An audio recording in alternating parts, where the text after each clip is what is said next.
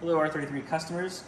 Today we're going to make a video explaining the version 2 of the Strut Kit.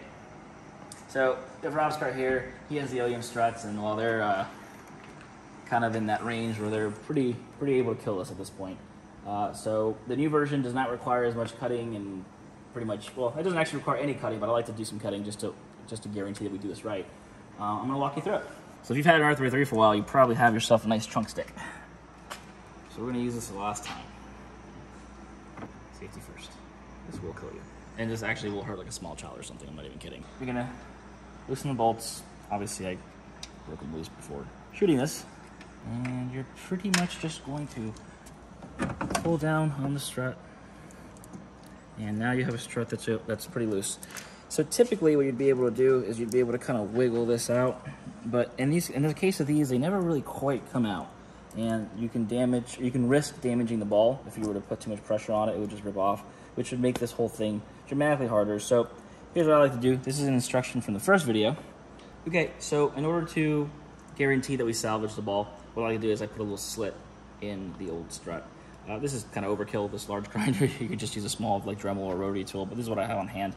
I just cover up the car just so that, you know, none of the little pieces get on it, mess the paint up or anything. You can cover up some more too if you don't have a steady hand. The last thing you want is for this thing to go rip and obviously do some damage. So I'm gonna make the cut real quick, and then I'll show you how we do it. You're gonna shoot this.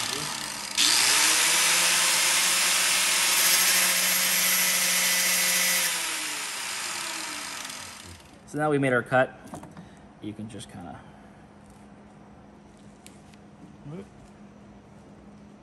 there she is.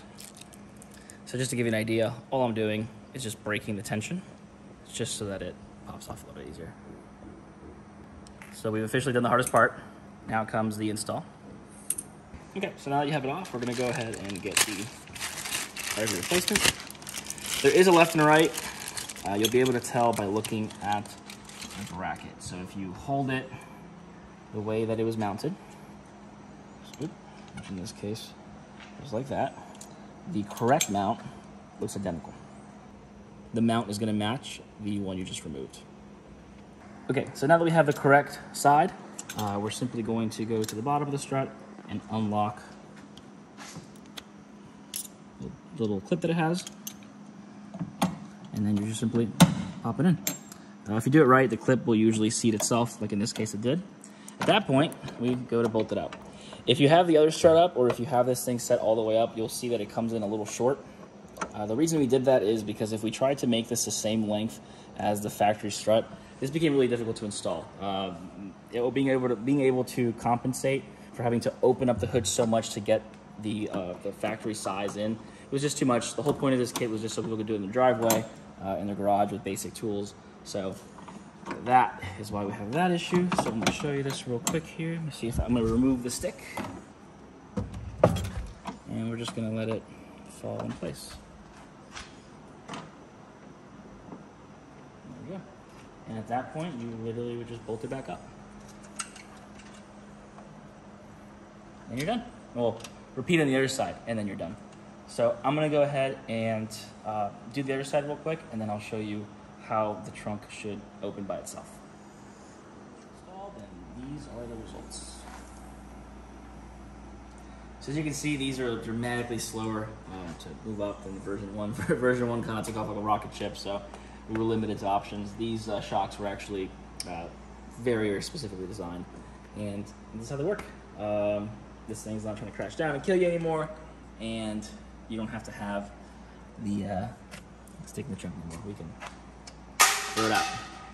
So there you go. If you're looking for a set of these for your R33, we do have version 1s available for the 4 doors. Currently version 2 is only available for the coupes.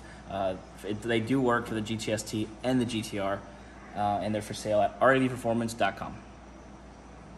And you can put that here somewhere.